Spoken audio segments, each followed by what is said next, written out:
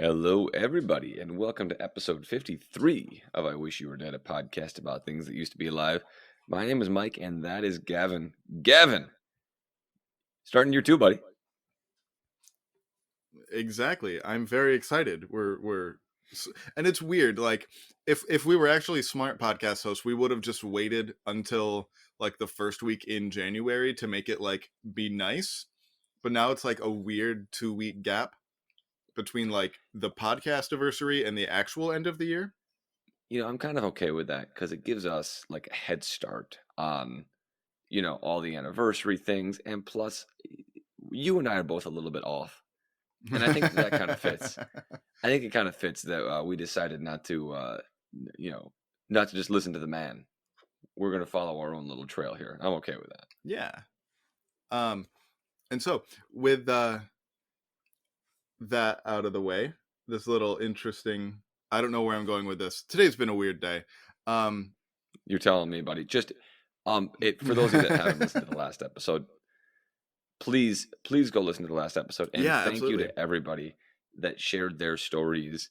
And it was really cool to hear. Obviously, this podcast is is built around you and I talking, but it was really cool to hear people just in their own words, at their own pace, telling the stories of how they got into their field. And so just thank you to everybody who took the time to submit those. And if you haven't listened to that yet, it's really worth a listen.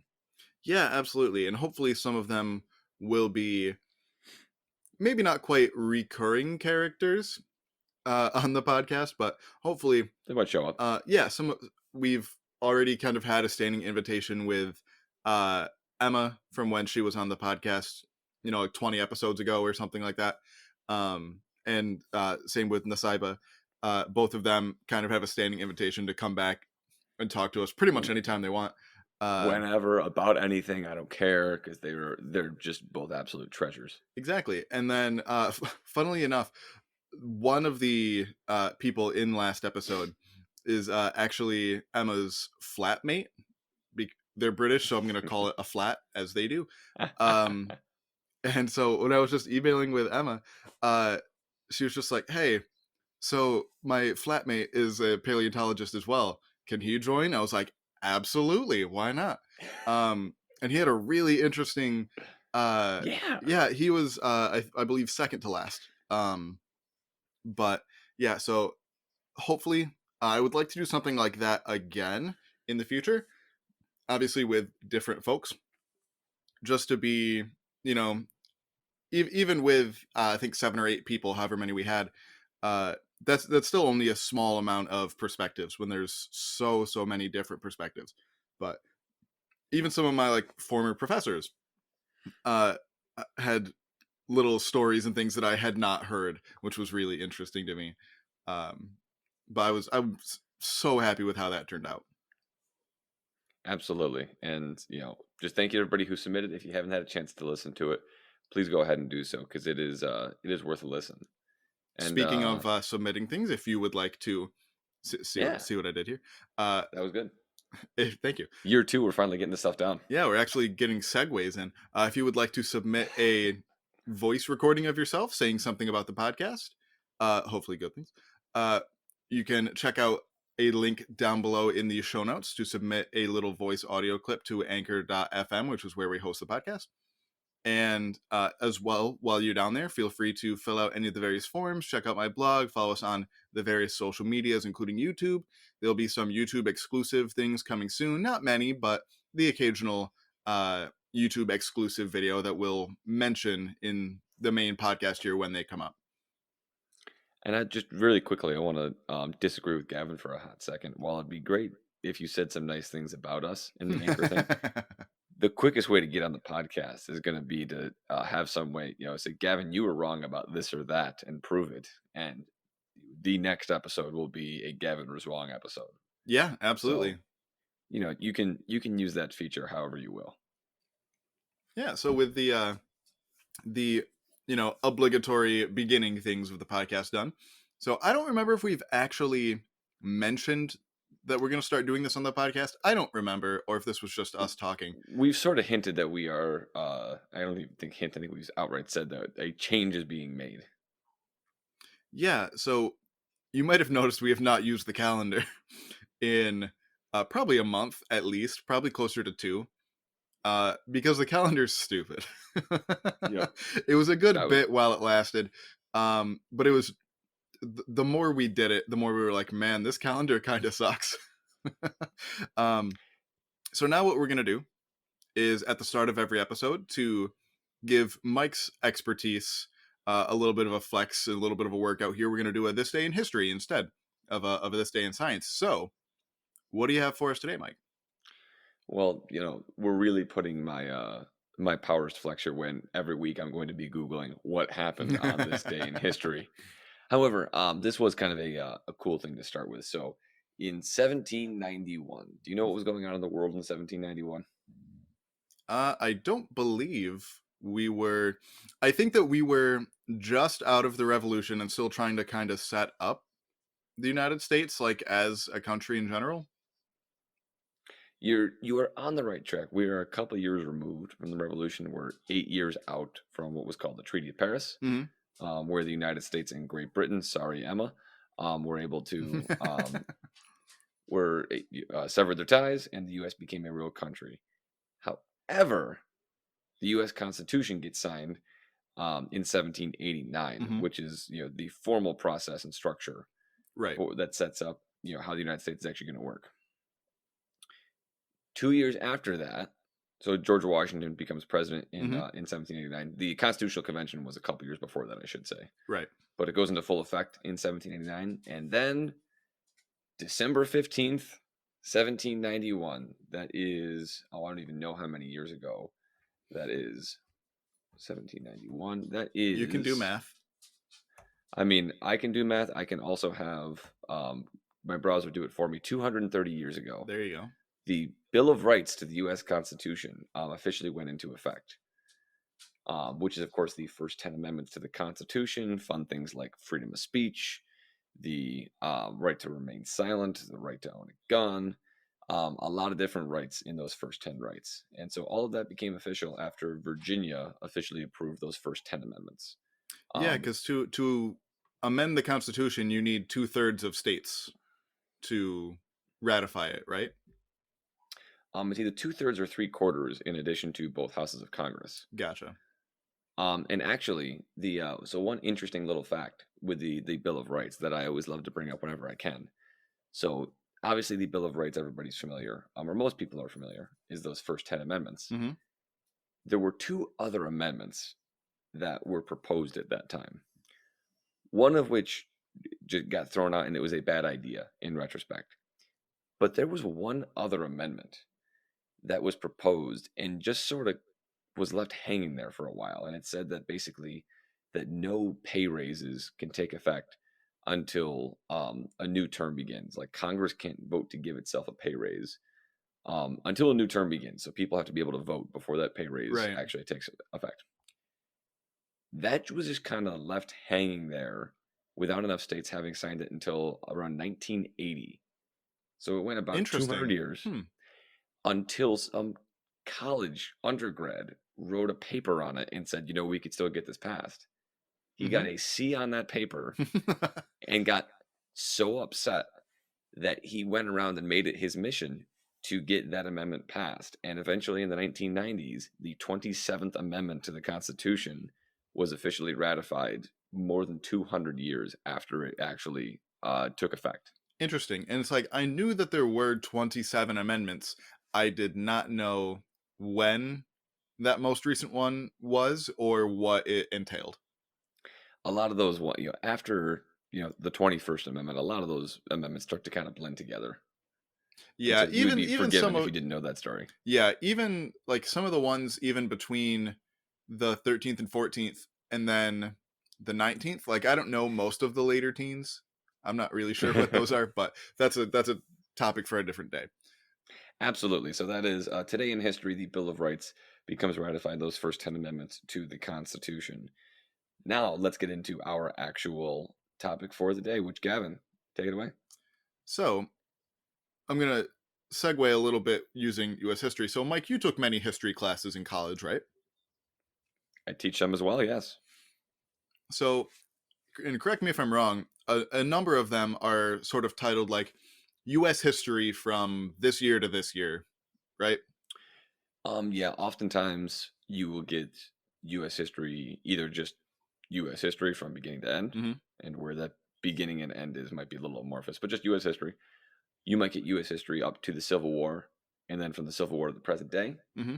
is sort of the most common place to divide it. And then you might also get, we are going to learn specifically about this event. I took a course in college on just the Civil War. Okay.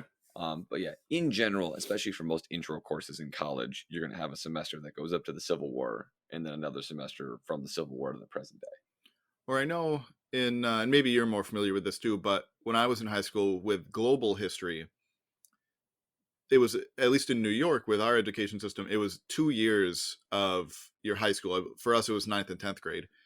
Um, and it was, I think the first year was up until 1500, I think. Yes, so they've tweaked it a little bit since we've been in school, although not much. But yeah, the your ninth grade year in New York State is the beginning of time, essentially, through in our class about like 1750. Okay. Um, and then we get to what I'm teaching now, which is 10th grade, which is 1750 to the present day, Right. which seems a little bit unfair to those poor ninth grade teachers, but Right. That is so much time. it is kind of nuts. Anyway, all of that to say, we're doing mammals kind of like that, I guess. Because if you remember, all the way back to episode 35, which was about the origins of mammals. That episode was mainly mammals from about 380 million years ago to about 200 million years ago. That is from when fish first came onto land up until we get the first mammal like things. So today, Now, Gavin, yeah, go ahead. so we did that. Why have we not done Mammals Part 2 until now? Um, it's definitely not because I forgot. That's definitely not what happened. Uh, but anyway, Year 2, we're trying to get better with this, people. today we are doing mammals from 200 million years ago to 60 million years ago. And, for 60 million years ago until today, you can see various other mammal episodes that we have done, such as episode 17 about horses, episode 26 about elephants, episode 46 about rhinos, and episode 48 about cows, and likely many more in the future. Because once we get to about 60 to like 55 or so million years ago, we have much better information, and the groups that are around at the time or that show up around that time are the same ones that we have today. So it's much easier to talk about them in as smaller groups as opposed to just mammals in general. Yeah, there's no reason to just focus on mammals from that point forward, because we can focus on more specific animals that are Exactly. more familiar to us today. Exactly. And so I'm gonna pick Mike's brain here for a minute to see how much you remember from that episode. Oh, god damn it. So Mike, I can see, yep, I see the next bullet point now. what is a mammal? So we have discussed this, and this Mm-hmm. exposes kind of a flaw for me in that I'm not quite sure how much information I retain from recording these episodes, which is just a personal flaw. But I'm gonna go with, um, uh, I believe body hair was one. I think I Mm-hmm. remember there being like 3 or 4 criteria. Body hair being one thing. Um, uh, like milk given Mm-hmm. from the birthing person to our birthing species to the infant, Yep. some sort of nursing. Boy, again, I know like platypus is sort of the one that everyone points to and says, this is why that doesn't work. So it's not like live birth, it has to be a requirement, I suppose. Right, and there are lots of like snakes and lizards and things that gave live birth as well. Right, exactly. So I'm gonna go with I'm gonna quit. Well, at least I think I'm ahead, and go with body hair as well as I don't even know, just nursing. What's the proper term here? Lactation. Yeah. Um, Okay. so it'd be like the presence of mammary glands, which is the gland that actually produces milk. Um, Nice. All right. So how'd I do? Pretty good. And if you were just using that for like living animals, yeah, that'd be pretty good. Um, However, when you get to fossils, it gets a little strange because, Do I have to also include must be dead? Like what hold on. well, What's with what has fossils, changed? glands don't really fossilize very well. Very rarely do they actually fossilize. And same thing with hair. Um, so, what about an animal's skeleton would make it a mammal? Um, there are a couple mammal exclusive things, at least in terms of the skeletons of living mammals or living animals today. So that would be we have three different ear bones. Like on the deep inside of your inner ear, we have three different bones that make up the inside of your ear bone. Whereas everything else, whether it's birds, snakes, I don't believe have them because snakes don't technically have ears. But lizards, amphibians, they only have one, whereas mammals have three. Mammals only have a single bone in their jaw, one on each side. So if you were to just pop off your lower jaw from your skull, you would have one bone on either side, whereas everything else has many, many bones on each sort of half of their lower jaw. Mammals have highly differentiated teeth. If you feel around in your own mouth, you have your incisors, then your canines, your premolars, and your molars. Mammals have a lot fewer bones in the skull. They tend to either just fuse up a lot of them or just completely get rid of. Like they just don't develop certain bones and then other ones grow bigger to take their place relative to reptiles. And I could go on and on. But those are the kinds of things that you look for in fossils to determine whether something is a mammal or not. So is that definition that I gave, or those characteristics of lactation and of having body hair, are those even relevant to a definition of mammals when we have all of these other things that are going to be preserved a lot longer and we can look back? Like, are the two things that I gave, are that even relevant to defining a mammal today? Defining a mammal, not particularly, but things that they're really interesting questions to be asked because, uh, for as far as we know, like deep into the fossil record, everything that is like a true mammal, which we'll talk about what exactly a true mammal means, um, whether all true mammals had hair, at least ancestrally. Some like naked mole rats, or even like arguably us, have reduced or completely gotten rid of their hair. Um, and all true mammals produce milk.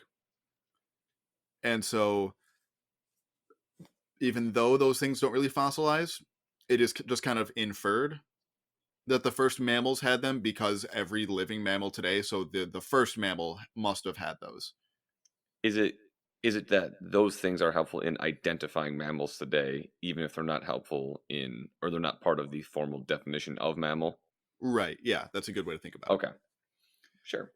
So, we're going to talk a bit today about the first mammal like things and then the history of mammals and sort of what they were doing. Because most people kind of think that during the time of the dinosaurs, because like I said, we're starting today around 200 million years ago, which is into uh, the late Triassic, early Jurassic, which is firmly in like the time of the dinosaurs.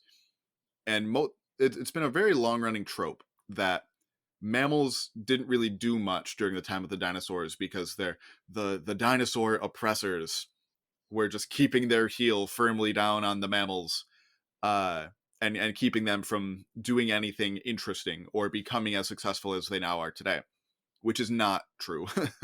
Which is not true at all. So we're going to be talking about that and why that's not true. But first, I got to lay down a couple more definitions of things. Mostly just the three Please do. different groups of mammals that we have today. And we've kind of alluded to them a little bit so far. So we have the furthest, the least related to the other two, which would be the monotremes. Those would be your four species, I believe five species actually, that lay eggs.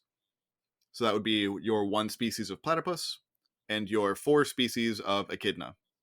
All of them are native to Australia, with the exception, I think, that there's one species of echidna that is found in Papua New Guinea, I believe. But all, like Australia and surrounding, you know, Pacific Ocean. So they are the farthest removed living mammals. The non-us living mammals that are not monotremes are the marsupials, things that give live birth, but to a really weird, squishy little bean baby, who crawls up the parent, the mother, into the pouch, and then lives in the pouch until it's ready to come out and be part of the world. Uh, they are part of a bigger group called Metatherians. So the only Metatherians that we have today are marsupials, but they have relatives who are not marsupials, if that makes sense. Similar to how the only dinosaurs alive today are birds, but there were lots of non-bird dinosaurs. Hmm. And then the group that most people are most familiar with are the Eutherian mammals, which are generally kind of mostly called the placental mammals. That would be pretty much every mammal you're thinking of. Your elephants, your rodents, us, cats, dogs, etc. Um, so those are the three main groups that we're going to be talking about today. And it's really interesting talking about these three groups. Uh, but I want to do a really quick, just like speed run recap of last episode for anybody who did not, or the last mammal episode, episode 35, for I was anybody going who to did say, not listen to it. what do we mean by last episode? Yeah, episode 35 about mammals. So speed run. The fishy ancestors coming onto land. That happened around 380 million years ago or so. Full land adaptation, mostly meaning laying eggs that don't need water, non-frog or fish like eggs. That happened around 312 million years ago. The split between the mammal lineage and the reptile lineage happened probably around the same time, very quickly after we developed the non-fishy eggs. Those two groups split, and then the acquisition of mammal features happened pretty piecemeal and gradually between that split, so roughly 312 million years ago, up through about 200 million years ago. So that is a very whirlwind recap of episode 35. And I want to actually correct And here something. we are. Yeah, I want to correct something that I sort of made implicit in episode 35. And that's a very common trope to sort of fall into when you're talking about these long-term evolutionary transitions, in that I made it sound like it was very linear, where it was like, oh, they grew hair, oh, then their teeth started changing. And this isn't the order that things actually happened in, but just for example, then their teeth started differentiating, then they started losing bones in their skull, then they started losing bones in their jaw, as if that all happened along a single track. But in reality, how evolution works is you'll have a lot of closely related groups, and one group will start growing hair. Then another group, closely related but not quite, will start doing funky things with the jaw. Then this other group over here will do both.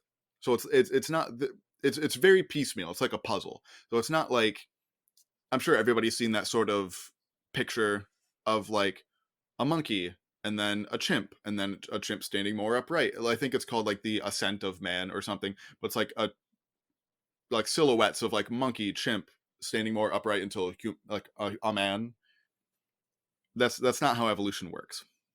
It's not that nice and neat and linear, and that's sort of the way I made it sound in that last episode. Um, which, again, like I said, is an easy trope to fall into because that's very simple when evolution is not simple. Um, It's also easy just when you're describing things to just, yeah, that's the way it comes out. And, I know you didn't mean that, mean it that way, but it's one of the, it's one of those things that does deserve to be explicitly said from time to time that, yeah, all of this absolutely. stuff is messy. Yeah, and so it's going to come up at the very start of this, getting into picking back up, because we're not picking up with the start of mammals. We're picking up in the late Triassic, early Jurassic, again, roughly 200 million years ago. And around this time, we have the group that I mentioned at the end, of episode 35 called the Mammalia Forms, which sound like mammals and look like mammals. Like if you were to time travel one of them to today, you would comfortably call it a mammal. But depending on whose definition you're using, they are not mammals. And that is because of sort of the piecemeal nature that some of these things happened in. One specific group that I mentioned before, I don't think I mentioned the group, but I mentioned the feature. There's one particular group called the Morganucodonts that had two jaw articulations, Which means which means so your jaw connects to your skull at one point. Because we only have one bone in our jaw, pause. okay, No, because my jaw connects in 2 points on the left and right side, doesn't it? right, but I mean like per side. Oh, okay, okay, Yes. fair enough. So because of reptiles, so reptiles and birds have the bone that connects their jaw to their skull is a different bone than what how mammals do it. Okay. And that is the ancestral condition, is having that other bone that mammals don't use. And so mammals, in order to get to the condition that we have, had to change things. So there must have been a transitional state where either they had the two articulations, because your jaw is really important. You can't just like have a non-functioning jaw while that transition's happening. Um, and That'd be so, bad. yeah, You wouldn't finish that transition. no, you would not. So this group technically has two jaw articulations on each side, which sounds funkier than it is. In reality, they're just very, very close together. But technically, they have two different jaw articulations. Um, and because of that, they are not mammals. That is one of, like I said, one of the defining characteristics is that mammals only have one bone in their jaw, and that that single bone connects to the skull. And because every you would see this, it probably, and you would call it a mammal. It had hair. It probably produced milk. You would probably say that this is a mammal, but it's technically not. Which Hmm. really leads me into a whole discussion that we can have at another time about just how arbitrary some of these lines are. Because, like, one person's definition of mammal might not be the same as somebody else's definition of mammal, depending on who you actually speak to. Uh, there's a whole thing on the mammal Wikipedia, like mammal evolution Wikipedia page about it, where there's like several paragraphs explaining different people's philosophies as to what defines a mammal. And boy, is it arbitrary. I, I mean, let's talk about our good friends, the Supreme Court again. Well, I imagine there's some amount of you know it when you see it. yeah, and to a point, yeah, but it's like, with certain things, like with species, it is pretty comfortable. This is a different species than this other thing. But it's like with every other level of taxonomy, the names that we give things, we choose where to draw the line. The reasons for that can be completely arbitrary. So, what is and is what is a mammal and what is just barely not a mammal in reality is just quibbling about different definitions of things. That's not to say it's not important. That's not to say that, who cares, why do people study this? It's still interesting information to have, but uh the arbitrariness of the names we give things is something that's really important to talk about in taxonomy.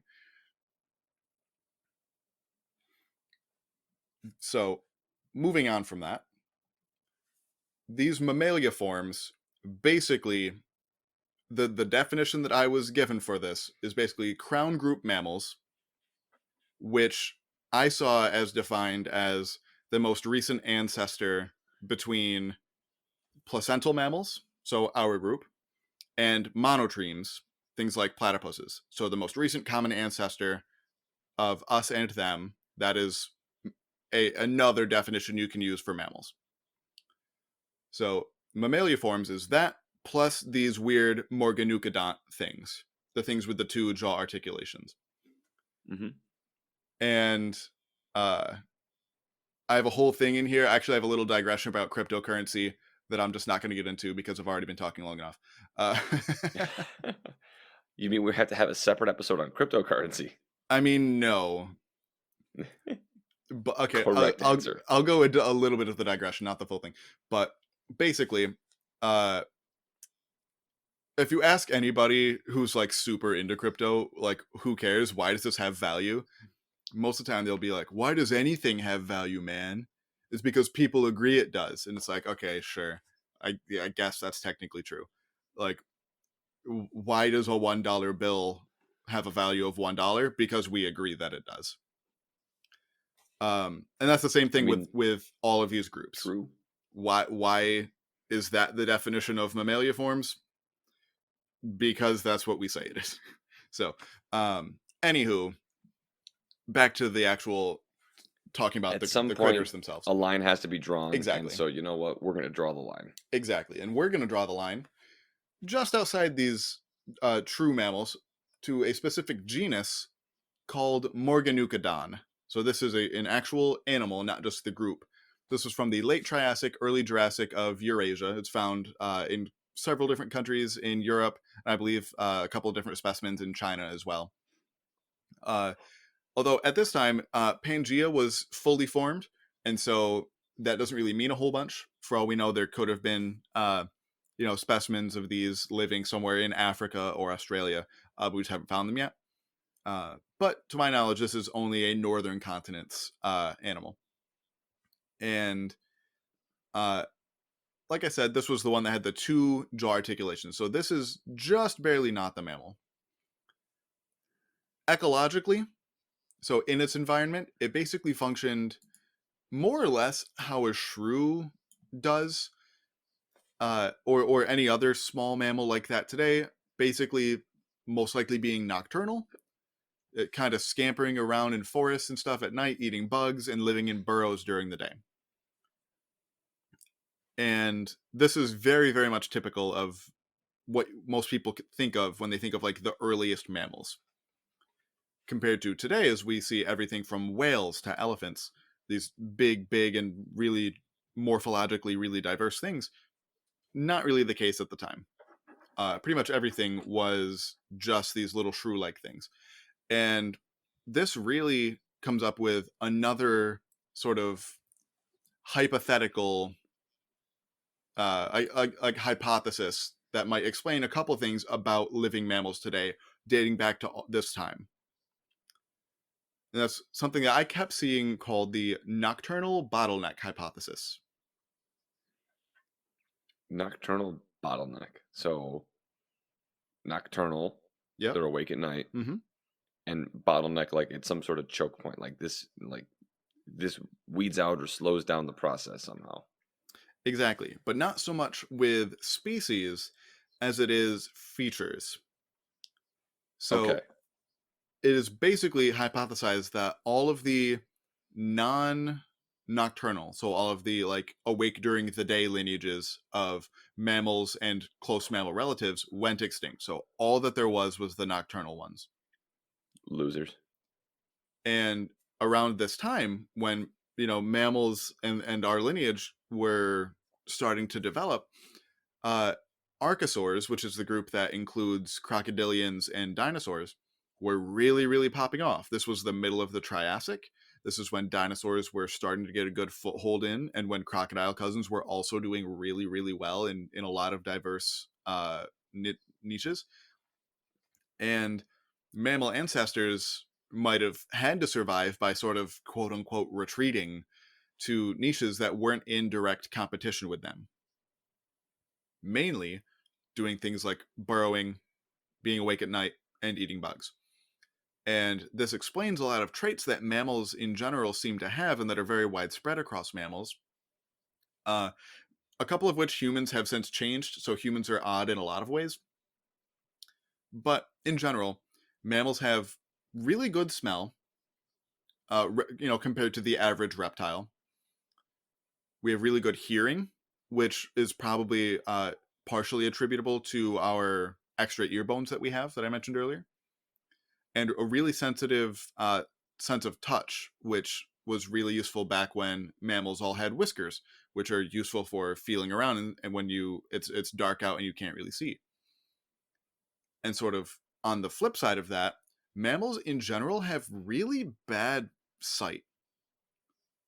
This is one of the ones that humans changed and fixed. Humans and other like uh more derived primates, so like your other apes, um and a lot of like the tree, like super arboreal monkeys and really highly mobile monkeys have very good vision because they live in trees and bounce around and jump from tree to tree. So if you had bad vision, you probably can't do that. So you said mammals had bad vision compared to what? Obviously, some of the, as we get closer to humans, the vision gets Hmm. better, but what are some other, classes of animals that have good vision? Like reptiles, basically all of this is relative to reptiles. Okay. um so yeah, really good smell, hearing, and touch senses that you can use when it's dark out. Pretty bad vision, and very limited color vision, which again, humans have probably some of the best color vision for mammals, but most other mammals have pretty bad color vision relative to most reptiles. And you can kind of see that just in, and this is something that I didn't see that was all that well supported, but it made sense to me, so I'm going to bring it up. Um, just like the colors of mammals, mammals tend to not be very colorful, uh, which would make sense if birds are highly colorful because they use it to attract mates. But if mammals can't see colors that well, that doesn't really make sense. Why would you get all fancy if the person you're trying to, uh, you know, mate with and reproduce with can't tell, you know, green from red, right? Evolution has not selected for that in mammals because mammals can't see that well. We did a whole episode on evolution and sexual selection, if I remember correctly. Yeah, That sort absolutely. of explains that in a little bit more depth. Yeah. And then lastly, uh, mammals in general have a pretty bad, like weakness, I guess, to UV light. Uh, Reptiles have much better UV protections uh, than mammals do, both like in their skin. Like obviously, yeah, like different lizards and things can get like sunburn and can get cancer from UV. Um, but they have special proteins that are dedicated just to fixing damage caused by UV, and they also have the cells in their eyes are much more resistant to UV damage than the cells in mammal eyes are. So it's like if you look at the sun even for like half a second, it stays on your like eyes. You can see it, like the remnants of it, there for minutes. Whereas reptiles, they can just stare at the sun not all day, but they don't take nearly as much cell damage as mammals do. Podcast note here. Take our word on that one. Don't find out for yourself. Yes, please do not stare at the sun.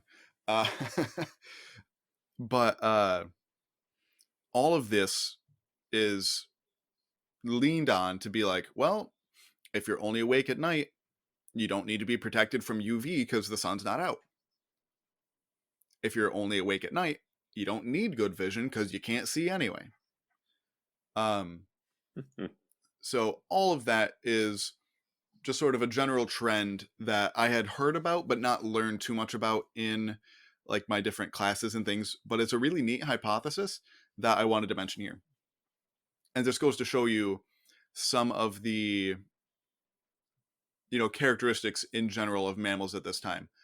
But I want to circle back to that thing that I mentioned at the beginning of that trope, that mammals were being suppressed and pushed down by their dinosaur overlords, because the nocturnal bottleneck hypothesis kind of plays into that. And that's not to say that that's not completely untrue, but it is much less true than people kind of thought that it was, because mammals, contrary to popular belief, actually do a lot of really interesting things throughout the Mesozoic, the time of the dinosaurs. When most people talk about mammal evolution, they mostly just get to when the first mammals show up and then skip all the way through the time of the dinosaurs to when mammals start really diversifying after the dinosaurs, besides birds, go extinct. You're skipping the good part. Exactly. So, I have some examples here of different mammals and mammal relatives doing some really interesting things that people that seems unexpected, that are not just this shrew-like thing. So there is a Middle Jurassic genus called Castor Okata, which means beaver tail, which was an animal around a foot and a half long, but only weighing a couple of pounds. And it was semi-aquatic. Its features had a lot in common with platypuses, but its teeth were specialized for eating fish. So this was a very, different. A shrew is not a platypus. Those are very different body plans. Uh, so there were lots of examples of other, non-shrew things around the time. There were lots of gliding forms, things, that could glide from tree to tree, uh, which probably superficially looked kind of shrew-like, but were doing very non-shrew things. So uh, throughout the Jurassic, mammals were doing a lot more diverse things than you might hear if you were to just go to, a half an hour presentation on evolution of mammals. But throughout the rest of the Jurassic, they continue to do some of these interesting things, but in general, don't ever get much bigger than a couple of pounds. Small dog to like small medium dog size. And so how does that relate to everything else? You said this is, are we in like dinosaur times now? Yes. Yep. Yes, okay. So mammals are incredibly small compared to everything else. It's not like mammals were a couple of pounds, but so was everything else. They were Right. small, even relative to the other species at the time. Absolutely. And so getting into the actual three main groups of mammals that we see and when they sort of differentiate from each other. So the monotremes, which is your platypuses and echidna and all of their extinct relatives, they split off from our lineage, us and marsupials. They split off in the Middle Jurassic around 170 million years ago. Although monotreme fossils in general are just very rare. So that's kind of a hypothesized date. I don't believe we have monotreme fossils from quite that old. We have some from the Middle and Late Jurassic, some from the Cretaceous, and then pretty much nothing until the Miocene, which was only, 23 million years ago or so. So there's a lot of monotreme fossil record that's missing, but we split off from them roughly around 170 million years ago. So even though they're still mammals, they've done a lot of evolving since then. So it's not like, platypuses, gave rise to us. Platypuses are still very specialized for their environment. They probably evolved in Australia and moved across Gondwana because by this point, uh, Sure. pan Sure. Australia. Yep. yeah, Even well, back then. right. At the time, Australia was connected to Africa, India, Antarctica, and South America in the southern supercontinent of Gondwana after Pangaea broke up. And they probably made their way across Antarctica, although there's probably fossils in Antarctica of monotremes, but we can't really get to them. But we do have some monotreme fossils from South America. So we know that they at least made it all the way over there. So if they're in South America, they had to have crossed Antarctica at some point. But because the fossil record's pretty sparse for them, let's move on to the Metatherians and the Eutherians. So that'd be our group and the marsupial group. We split from the marsupials around 120 to 110 million years ago. And there's one particular group that I want to highlight here because they're more closely related to us than we are to monotremes, but they don't fit neatly with our group or the marsupials. They're a Are group. they sort of a class unto themselves? Yeah, so this is a group called the multituberculates, who are That's new to me. they are inarguably the most successful group of mammals ever. Under what criteria? What do you mean most successful? They Because have I think humans are pretty damn successful. yeah, but like who knows how long humans are going to last realistically. Uh Okay, so what do you mean when what do you mean when you say successful? Because like I hear successful, and I'm thinking like we had pizza and man on the moon and democracy, like human stuff. well, how does being around for at least 130 million years sound? Kind of like crap, to be honest. But I see your point.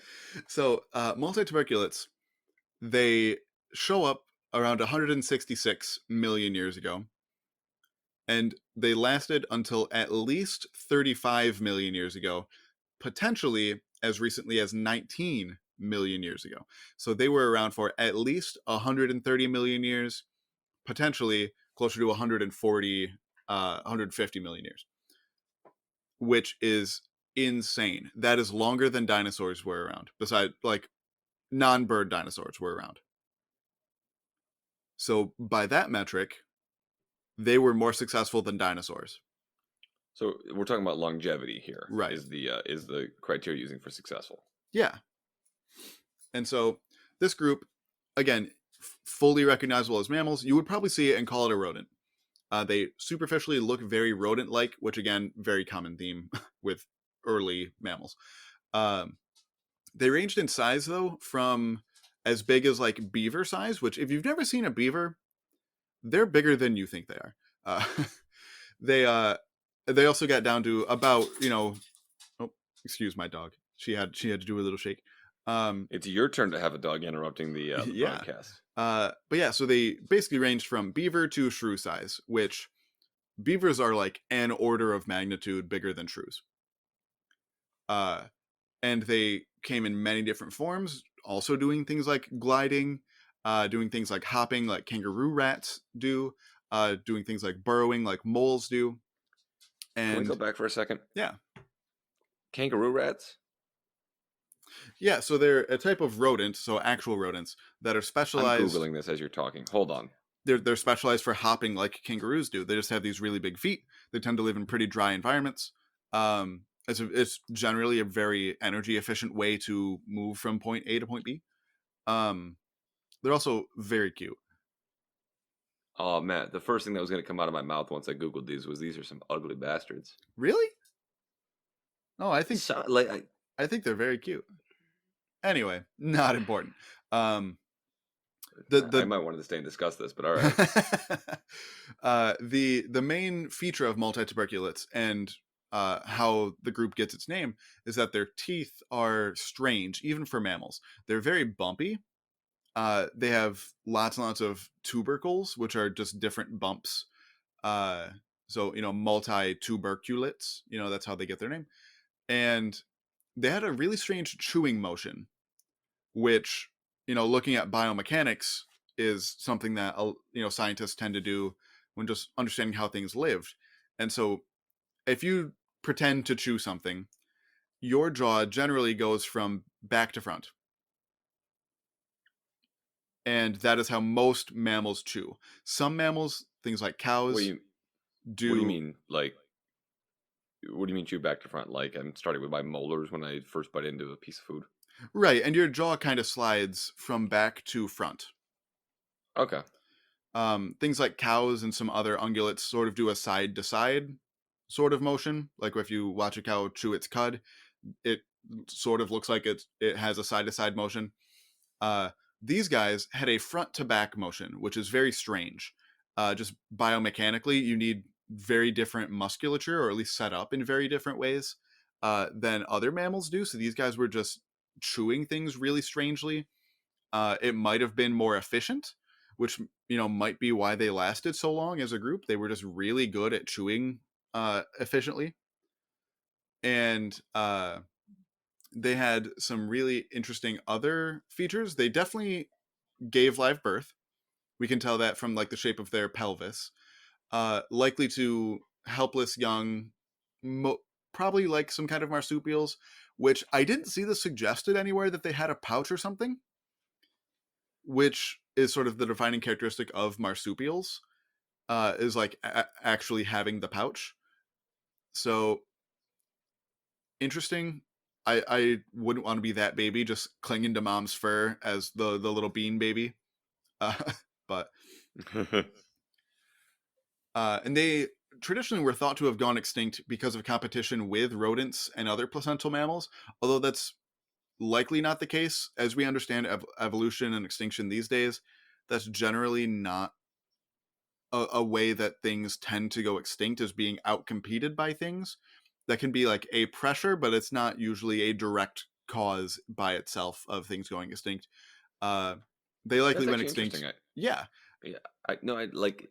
I would have thought that would have been a really common thing. Just an invasive species or something happens, and oops, especially in kind of a closed system, if something happens on an island or a kind of very specific ecosystem. But it sounds like you're saying it's a reason why populations might go down, but not for a species to just go extinct.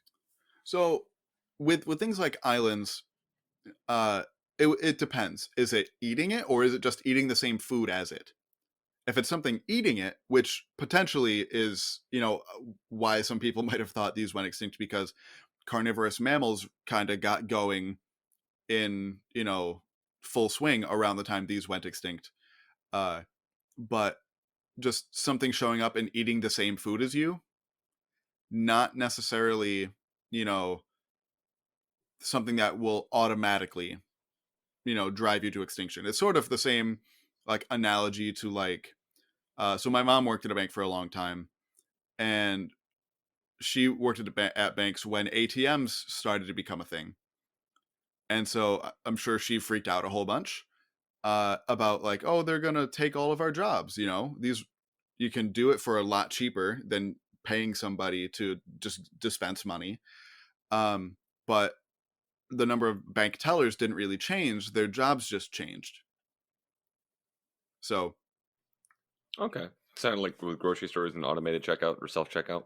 right, uh, and granted, that transition is still happening, so I don't know how that's going to end up. But at least with the bank teller ATM thing, that didn't really reduce the number of bank tellers. It just sort of changed what they did. So new rodents coming in probably would have more encouraged multituberculates to do something else instead of doing rodent things. If rodents are just better at it, uh, that probably would have pushed multituberculates to do something different. So Okay, it was likely a combination of climatic things as well as mammalian predators becoming much more common and much more diverse that drove these guys to extinction after, like I said, a record, 130-ish million years. how many years do we have to go before we hit that, Gavin? Approximately 130. Journey of 1,000 miles. um, yeah, so there were around 200 different species of these known, which is probably not even close to how many there actually were. Only less than 1 in a million living animals gets fossilized, so likely there were way way way more than we have preserved. And by far these were the most diverse mammals during the Mesozoic, the time of the dinosaurs. But other groups of mammals existed alongside them, and we're still doing pretty okay. There was a Metatherian, so a marsupial relative called Didelphodon, which means opossum tooth, even though their teeth don't really look like opossums. So I'm not quite sure what that person was thinking. Uh, but this was a possum-sized Metatherian that was predatory, not just eating bugs and things, but this was actually eating, like potentially baby dinosaurs or other mammals, and had, for its size, an extremely strong bite force. So this would be like an opossum with like the bite force of like a Doberman or something, a very very big dog. So, uh, likely this kind of thing was specialized for like cracking bone or uh, just Ooh, eating exclusively meat. So, ooh, we're yeah, not messing around here. yeah. And that's just one example. You could find many, many more examples of mammals doing neat things in the Mesozoic. But as with all geologic periods, the Mesozoic must come to an end with the end Cretaceous mass Does extinction. it have to? We talked about where we draw lines kind of at the beginning of the episode. Does it have to come to an end? Whose rule is that? The big space rocks. You know what? That's hard to argue with. So the end Cretaceous mass extinction happens, and again, it is generally seen as like this was a big boon for mammals. Mammals finally got out from under the heel of their dinosaur oppressors. Uh, but that's not to say that mammals did well at the extinction. Lots of mammals went extinct at this time too. But in the aftermath, things get pretty groovy for mammals. So placental mammals, that would be our lineage, diversify crazily after the extinction, and many of the like large scale modern mammal groups show up during this time, such as the xenarthrans, which are your sloths, armadillos, and anteaters, your afrotherians, which today include elephants, uh, manatees and dugongs, and hyraxes, rodents, carnivorans, which are your predatory mammals, and maybe primates around this time. So at this point, we are now in the Paleocene. So we are in the time after the dinosaurs. And So roughly time period. This is 6 million years ago. yes, 66. I believe the Paleocene in general goes until I think 56. So it's the 10 million Okay. years afterward. But uh, primate ancestors were probably were around at this time. Whether they were true primates is kind of again up for debate. Where you want to draw that arbitrary line. Okay. And the reason why there were lots of diversifications at this time was because there were lots and lots of new habitats and niches that were previously filled by things like dinosaurs or other reptiles that were now conveniently empty. Mainly herbivory and frugivory, eating fruit, because eating plants was not really something that mammals had really done up until this point. And so the first mammalian large herbivores appear for the first time, and they're mostly in groups that we don't have anymore. So, for example, there are two really interesting and really odd looking groups that I just want to highlight here, even though there were several more. One is called the Pantodonts. They are very bear shaped and got probably about the size of a bear at their biggest, but they walk on like the full pads of their feet, unlike cats or dogs, which walk on their toes. And they had these like long, thick tails as opposed to like the short, stubby tails of bears that we have today. But they, Pants. what's that? Pants. Yes, Pantodonts. Pants. Yes. And the other one, I'm a simple man. I really am. the other big mammalian herbivorous group at the time are called the Dino Saratons, which means terrible horns. Even though they didn't really have horns like you think of with like a cow, they basically were rhino size and vaguely rhino shaped, but they had sort of like the horns of a giraffe, where it's just sort of bumps of bone that don't come through the skin. They're skin covered, but they're these solid, like rods of bone that stick up from the skull almost. And so, Do we know what they were used for? Those horns? probably like fighting amongst each other. That's mainly what giraffes use them for. Okay.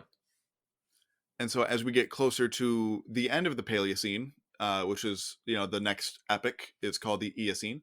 The multituberculates start their steady decline, and many of the large-scale modern mammalian groups that we have today have since split. So this would be all of your ungulates, your primates, your rodents, your most of the larger scale mammal groups have since divided and are on their own separate paths. Um, all of this entire episode to say, it is much more complex than mammals under the heels of the dinosaurs until the big rock comes and liberates them. that is the main takeaway from this episode.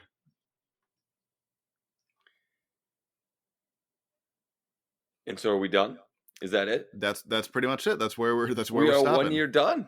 We are 1 year in. We are done. And so this is now like we said at the beginning of the episode, we have gotten to we've gotten to the point where we can't really talk about, or at least you can't really talk about mammals as a whole anymore. Right. We are right. If you from this point forward, and we're gonna have lots more episodes, but we're talking about mammals specifically moving forward, which and we've got a couple episodes already in the bank, which is definitely, for me it gets exciting when we can look at things more granularly in that way. Yeah, absolutely. And there's lots of, you know, even the living groups, but there were so many non, extinct groups that we don't have anymore today, of mammals that are so interesting that I would love to do a whole episode on. So if you have a suggestion, please let us know. Well, we are beginning year 2 right now, and so hopefully we'll have plenty more time to cover all of that. But for now, this has been episode 53 of I Wish You Were Dead, a podcast about things that used to be alive. My name is Mike, and that is Gavin. See you guys next week.